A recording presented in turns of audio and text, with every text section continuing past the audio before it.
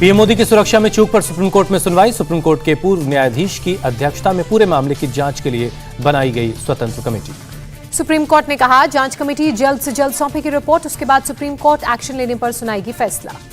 Chief justice ने अपने फैसले में कहा चंडीगढ़ के डीजीपी, एनआईए, आईजी और पंजाब हरियाणा हाईकोर्ट के रजिस्ट्रार जनरल जांच कमेटी में हो सकते हैं शामिल। सुप्रीम कोर्ट की कमेटी के जांच पूरे होने तक पंजाब और केंद्र सरकार की जांच पर रोक लगी। पंजाब सरकार और केंद्रीय गृह मंत्रालय ने बनाई थी जांच टीम। जम्मू कश्मीर के कुलगाम में मिडनाइट एनकाउंटर, सुरक्षा बलों ने हुसैनीपुरा इलाके में 2 आतंकियों को ढेर किया। कुलगाम एनकाउंटर में ढेर एक आतंकवादी की पहचान इमान वानी के नाम से हुई। अल बदर से जुड़ा था इमाद, पुलिसकर्मी मुश्ताक वानी पर हमले में था शामिल। गोवा में चुनाव से पहले बीजेपी को झटका, माइकल लोबो का कैबिनेट और विधायक पद से इस्तीफा, दूसरी पार्टी में जाने की अटकलें। माइकल लोबो ने आगे की रणनीति का नहीं किया खुलासा, कहा दूसरे राजनीतिक दलों के साथ बातचीत जारी। कलंगुट सीट पर फिर जीत की उम्मीद जताई। एआईएमआईएम चीफ ओवैसी ने असम के सीएम हेमंता बिस्वा शर्मा के बयान पर जताई आपत्ति, का मुसलमानों के नरसंहार के बाद बीजेपी कर रही है ओवैसी का नामो निशान मिटाने की मांग। हेमंता ने कल दिया था बयान, कहा था जल्द ही ओवैसी का नामो निशान मिट जाएगा, अब जाग चुका है देश। वारंगल में बोले हेमंता बिस्वा शर्मा, तानाशाही के खिलाफ बीजेपी की लड़ाई जारी रहेगी, नए तेलंगाना का होगा निर्माण। समाजवादी पार्टी नेता रामगोपाल यादव का चुनाव आयोग पर बड़ा आरोप, कहा बीजेपी के हिसाब से बनाई जा रही है चुनावी व्यवस्था। कोरोना के बढ़ते केस को देखते हुए चुनाव आयोग ने 15 जनवरी तक रैलियों पर लगाई पाबंदी। रामगोपाल यादव ने कहा अखिलेश की रैलियों में उमड़ती भीड़ के बाद लिया गया है फैसला। उत्तर प्रदेश चुनाव को लेकर कल दिल्ली के बीजेपी मुख्यालय में होगी बैठक, यूपी चुनाव के लिए उम्मीदवारों का चयन होगा। यूपी में बीजेपी चुनाव समिति की आज होगी बैठक, पहले और दूसरे दौर के उम्मीदवारों के नाम पर होगा मंथन। उत्तर प्रदेश चुनाव पर कांग्रेस का मंथन, आज शाम 7 बजे कांग्रेस चुनाव समिति की बैठक। बीएसपी सुप्रीमो मायावती की चुनाव आयोग से अपील, कहा आयोग सुनिश्चित करे दलित और कमजोर वर्ग वोट डालने से वंचित न रह जाए। मायावती का दावा, बीएसपी एकमात्र ऐसी पार्टी जो आम जनों के हितों का ख्याल रखती है, अपराध पर लगाम लगाती है। मायावती 15 जनवरी को सादगी से मनाएंगे अपना जन्मदिन, नहीं होगा कोई भव्य कार्यक्रम, आचार संहिता लागू होने और कोविड की वजह से लिया फैसला। कांग्रेस को पश्चिमी उत्तर प्रदेश में लग सकता है झटका, समाजवादी पार्टी में शामिल होंगे इमरान मसूद, आज समर्थकों के साथ करेंगे बैठक। समाजवादी पार्टी और कांग्रेस के करीब लाने की कोशिश कर रहे थे इमरान मसूद, कहा गठबंधन के बिना बीजेपी को हराना मुश्किल। संयुक्त किसान मोर्चा ने पंजाब में आम आदमी पार्टी के साथ गठबंधन से इनकार किया, चढ़ूनी की पार्टी के साथ गठबंधन के लिए बनाई कमेटी। आम आदमी पार्टी के नेता भगवंत मान ने माना सीट बंटवारे या गठबंधन पर राज्यपाल से कोई बातचीत नहीं हुई। चंडीगढ़ हाईकोर्ट में विक्रम मजीठिया की अग्रिम जमानत की याचिका पर सुनवाई खत्म, थोड़ी देर में आएगा फैसला। कांग्रेस ने गोवा के लिए जारी की 7 उम्मीदवारों की दूसरी लिस्ट, नेवलिम सीट से पूर्व विधायक को मैदान में उतारा गया। चुनावी की तारीखों के ऐलान के बाद ही बाबा भोलेनाथ के दर पर उत्तराखंड के मुख्यमंत्री। देहरादून में सीएम पुष्कर सिंह धामी ने श्री टपकेश्वर महादेव मंदिर में पूजा अर्चना की। कांग्रेस उम्मीदवारों की लिस्ट पर बोले नवजोत सिंह सिद्धू, सोच समझ कर लेंगे फैसला, जल्द ही फाइनल होगी लिस्ट। पंजाब में चुनाव प्रचार को लेकर 15 जनवरी के बाद तस्वीर होगी साफ, नवजोत सिंह सिद्धू का बयान। बिहार में बीजेपी को झटका, नरकटिया की विधायक रश्मि वर्मा का इस्तीफा, निजी कारणों को बताया वजह। बिहार बीजेपी अध्यक्ष डॉक्टर संजय जायसवाल ने रश्मि वर्मा से इस्तीफा वापस लेने को कहा, स्पीकर को नहीं भेजा है इस्तीफा। देश में लगातार चौथे दिन 1 लाख से ज्यादा केस रिपोर्ट हुए, एक दिन में 1,79,000 संक्रमित मिले, 24 घंटे में 146 लोगों ने दम तोड़ दिया। देश में पॉजिटिविटी रेट 13.29% तक पहुंचा, रिकवरी रेट में गिरावट दर्ज की गई, अभी 7,23,000 से ज्यादा एक्टिव केस। देश में ओमिक्रॉन मरीजों की कुल संख्या अब 4,000 के पार, महाराष्ट्र में ओमिक्रॉन के सबसे ज्यादा 1,216 केस हैं। देश भर में कोरोना वैक्सीन की प्रिकॉशन डोज लगनी शुरू हुई, हेल्थ वर्कर, फ्रंटलाइन वर्कर्स और जरूरतमंद बुजुर्गों को लग रहा है टीका। जम्मू कश्मीर के उपराज्यपाल मनोज सिन्हा ने लगवाई बूस्टर डोज, वैक्सीनेशन अभियान का उद्घाटन किया। बेंगलुरु के अटल बिहारी मेडिकल कॉलेज पहुंचे CM Bommai, booster dose vaccination की शुरुआत की, खुद भी लगाई बूस्टर डोज। वैक्सीनेशन को लेकर बोले कर्नाटक के मुख्यमंत्री बोम्मई, राज्य में 99% लोगों को लग चुका है पहला टीका, 82% लोगों को लगी है दूसरी डोज। तमिलनाडु में सीएम एमके स्टालिन की मौजूदगी में शुरू हुआ प्रिकॉशन डोज वैक्सीनेशन कार्यक्रम, फ्रंटलाइन वर्कर्स और वरिष्ठ नागरिकों को लगेगी डोज। मुंबई में भी बूस्टर डोज लगना शुरू हुआ, बीकेसी जंबो सेंटर में सीनियर सिटीजन्स के लिए अलग से इंतजाम है। बीकेसी सेंटर में पहुंचे लोग, सेंटर में आज 10,000 डोज लगने की उम्मीद। लखनऊ में टीम 9 के साथ सीएम योगी की बैठक, कोरोना हालात की समीक्षा की। वैक्सीनेशन पर सीएम योगी का बयान, 15 जनवरी तक 15 से 18 साल के सभी बच्चों को लगा दिए जाएंगे टीके। लखनऊ के लालबाग में कोविड कमांड सेंटर पहुंचे सीएम योगी, वैक्सीनेशन अभियान की समीक्षा की, कहा युद्ध स्तर पर काम कर रही है सरकार। सीएम योगी का बयान, कहा दूसरी वेव की तरह खतरनाक नहीं है तीसरी लहर, 99% केस में ज्यादा में लक्षण नहीं, प्रदेश में 35,900 एक्टिव केस। अहमदाबाद में भी प्रिकॉशन डोज लगना शुरू हुआ। फ्रंटलाइन वर्कर्स ने लगवाए टीके। 60+ वाले लोगों को भी मिला तीसरा टीका। राजस्थान में भी बूस्टर डोज अभियान की शुरुआत। वैक्सीनेशन सेंटर के बाहर लोगों की लंबी कतार लगी। नागपुर में बूस्टर डोज लगवाने पहुंचे वरिष्ठ नागरिक। वैक्सीनेशन सेंटर के बाहर लगी लंबी कतार। पटना में बूस्टर डोज लगना शुरू हुआ। वैक्सीन लगवाने पहुंचे फ्रंटलाइन वर्कर्स और 60+ वाले लोग। देश में कोरोना के हालात पर पीएम मोदी की इमरजेंसी बैठक। बढ़ते ओमिक्रॉन केस के बीच जिला स्तर पर पर्याप्त स्वास्थ्य इंफ्रास्ट्रक्चर तैयार करने के लिए कहा। बैठक में पीएम मोदी ने 15 साल से अधिक उम्र के बच्चों का वैक्सीनेशन मिशन मोड में चलाने को कहा। नॉन कोविड हेल्थ सेवा जारी रखने पर भी जोर दिया। पीएम मोदी कोरोना के हालात पर जल्द ही राज्यों के मुख्यमंत्री के साथ बैठक करेंगे। राज्यों के हालात पर होगी चर्चा। 5 राज्यों में कोरोना सर्टिफिकेट पर पीएम मोदी की तस्वीर पर रोक। आचार संहिता की वजह से फैसला। केंद्रीय स्वास्थ्य मंत्री मनसुख मांडविया आज 5 राज्यों और एक केंद्र शासित प्रदेश के हेल्थ मिनिस्टर के साथ करेंगे बैठक।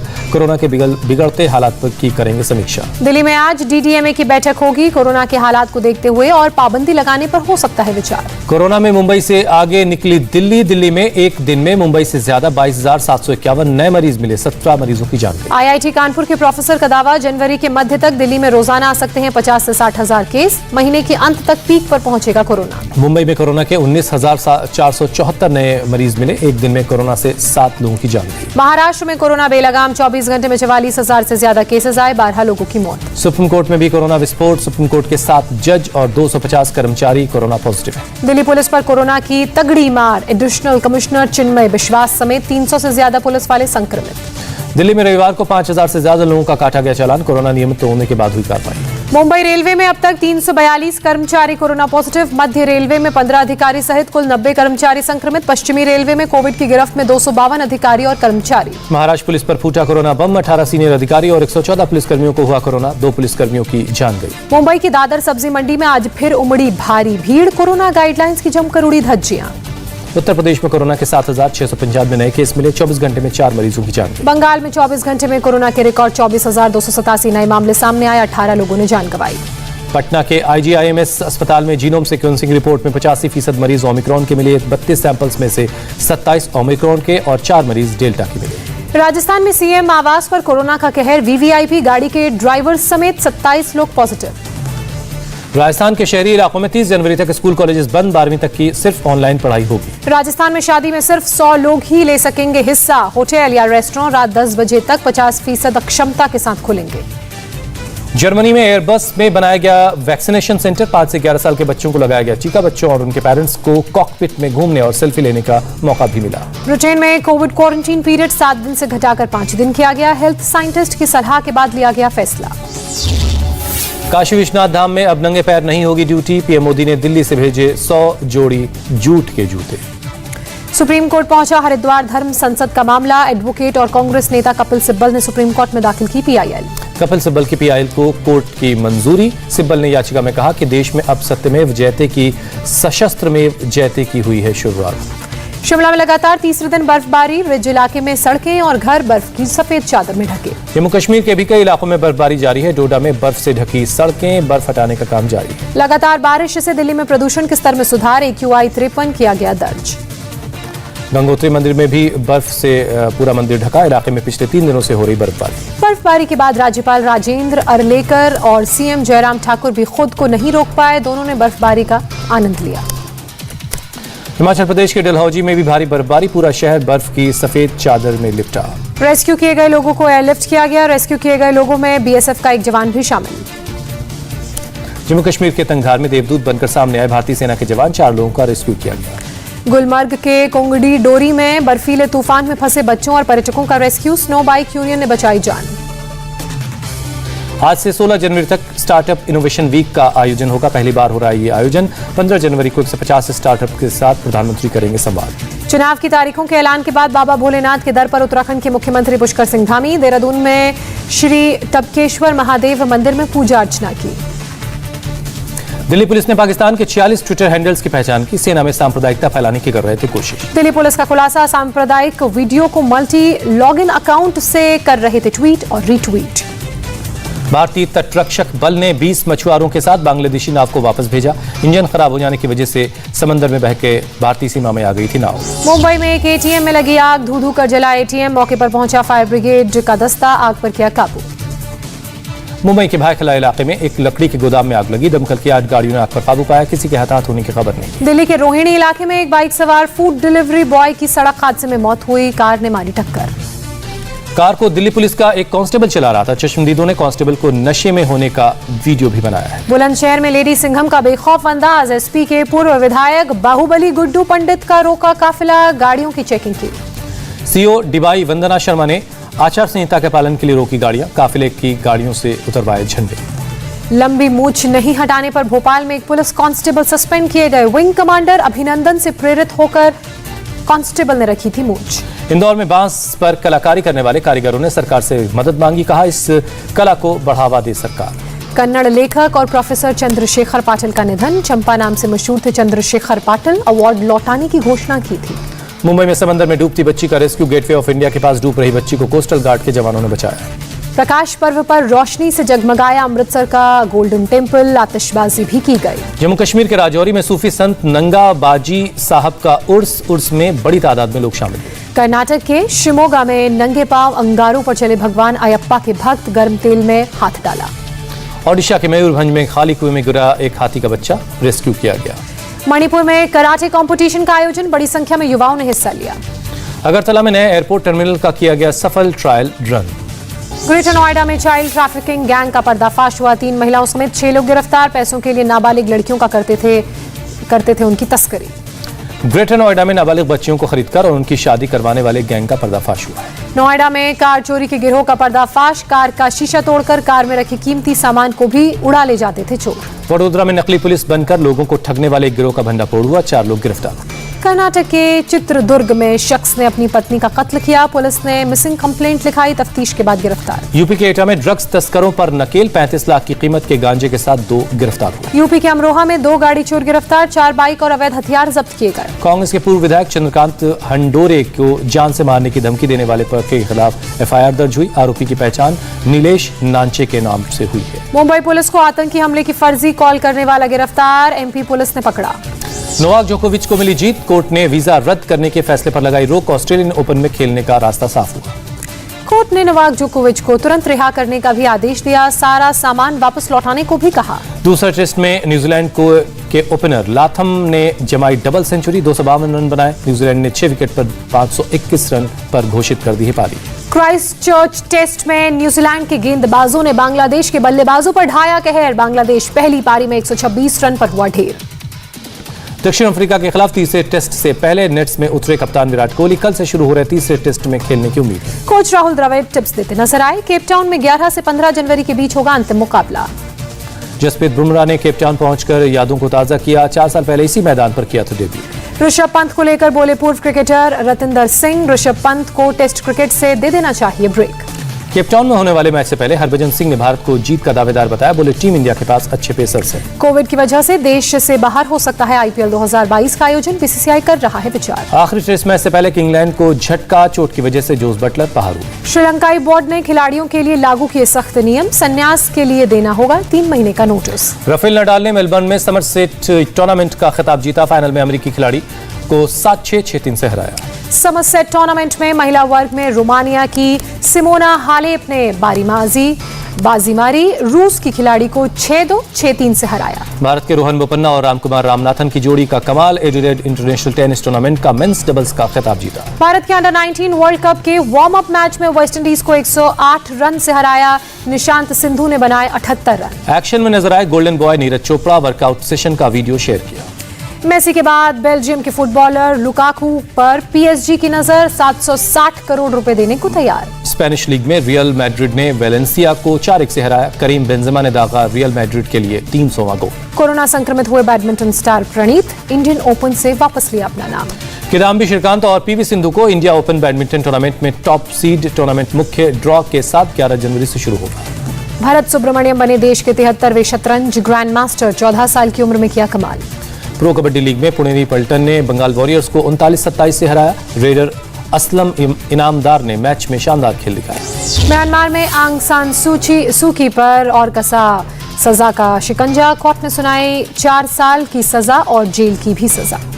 अमेरिका के न्यूयॉर्क सिटी में अपार्टमेंट में लगी आग। हादसे में 9 बच्चों समेत 19 लोगों की जान गई। इलेक्ट्रिक स्पेस हीटर से अपार्टमेंट में भड़की आग, 5 दर्जन से ज्यादा लोग धुएं की चपेट में आए, 13 लोग गंभीर हालत में अस्पताल में भर्ती कराए गए। जेनेवा में रूस और अमेरिका के बीच बातचीत का पहला दौर शुरू हुआ। अमेरिकी राजदूत के घर डिनर मीटिंग के लिए पहुंचा रूसी प्रतिनिधिमंडल।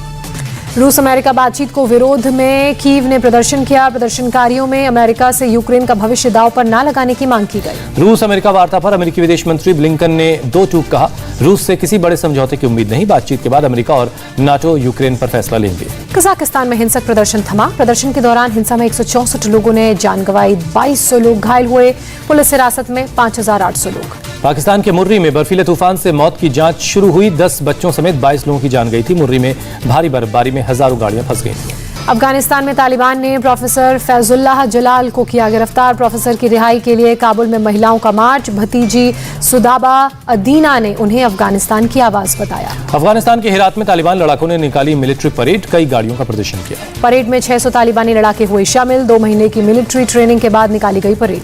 हेरात में तालिबान की परेड में अमेरिका में बने हमवी व्हीकल शामिल थे। अमेरिकन ट्रक भी परेड में शामिल किए गए। इराक की नई संसद में शुरू हुआ पहला सत्र। सदन में देश के नए प्रेसिडेंट और प्रधानमंत्री के नामों पर लगेगी मुहर।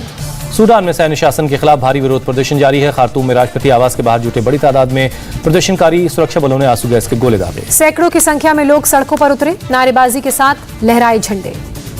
बोस्निया की आजादी के 30 साल पूरे हुए। आजादी के जश्न में निकाली गई आर्मी की परेड। आर्मी गाड़ियों और हेलीकॉप्टर भी इसमें परेड में शामिल हुए। चीन के तियानजिन में ओमिक्रॉन का केस मिलने के बाद मास टेस्टिंग, सभी लोगों की हो रही है जांच। 20 कोरोना संक्रमितों की जांच के बाद 2 लोगों में मिला ओमिक्रॉन का वेरिएंट। लोगों को घर में आइसोलेट किया गया। ऑस्ट्रेलिया के न्यू साउथ वेल्स में एक दिन में कोरोना से रिकॉर्ड 16 लोगों ने जान गंवाई। 30,000 नए केस सामने आए।